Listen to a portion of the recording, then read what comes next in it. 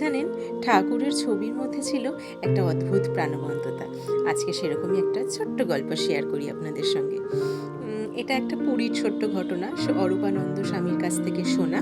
শ্রী শ্রী সারদা মায়ের পুরীতে প্রথম দিন গিয়েই মা সকালবেলা একটি ঘিয়ের টিনের কৌটোর মধ্যে ঠেসান দিয়ে ঠাকুরের ছবি রেখে পুজো করে তাড়াতাড়ি বেরিয়ে পড়েছেন জগন্নাথের দর্শনে।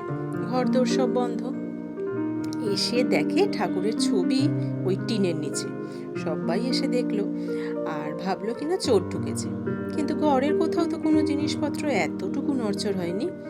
শেষে দেখে কিনা একটা বড় লাল পিঁপড়ে ধরেছে টিনে, ঘিয়ের টিন কিনা, আর সেই পিঁপড়ে ঠাকুরের ছবিতে ধরেছিল।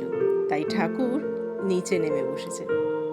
কেমন লাগলো গল্পখানা অবশ্যই জানাতে ভুলবেন না লাইক ও কমেন্টের মাধ্যমে। ভালো লাগলে এই চ্যানেলটি সাবস্ক্রাইব করুন, সঙ্গে থাকুন। এরকম পরবর্তীতে আরও অনেক সুন্দর সুন্দর গল্প আপনাদের সঙ্গে শেয়ার করার ইচ্ছে রইল। ততক্ষণ সবাই ভালো থাকুন, সুস্থ থাকুন।